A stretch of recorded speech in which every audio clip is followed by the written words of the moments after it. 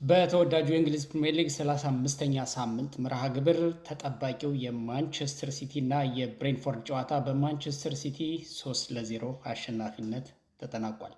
ማንቸስተር ሲቲ በጣም ይገባዋል። ጨዋታውን በሜዳውና በደጋፊ ፊት እንደመጫወቱ መጠን ፍጹም የበላይነትን ወስዶ ነው ያሸነፈው ማለት ይቻላል። በኳስ ቁጥጥሩም የበላይነት ነበረው። በሙከራ 25 ሞክሮ ከዚህ ውስጥ 10 ኢላማቸውን የጠበቁ ከዛ ውስጥ 3 ብቻ አስቆጥሮ 3-0 አሸንፏል ብሬንትፎርድን።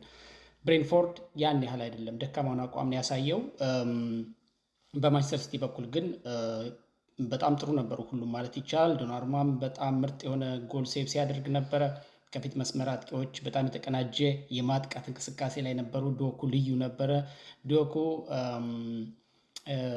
እና ሃላንድ እንዲሁም ቀሪዋን ሶስተኛዋን ማርሙሽ አስቆጥረዋል ጎሎቹን። አይ ቲንክ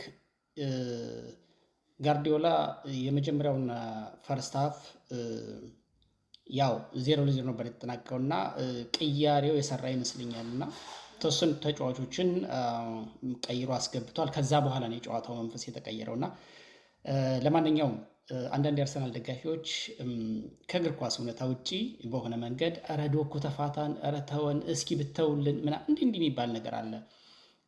ሞር በጣም የሆነን በቃ ማለት አጣፈጡት። በእኔ ግምት በቃ አርሰናል ይህን ዋንጫ ማንሳት ካለበት ቀሪ 3 ጨዋታዎችን አሳምኑ ተጋጣሚዎችን አሸንፎ ነው ዋንጫውን ከፍ አድርጎ ማንሳትና ማጣጣም ያለበት።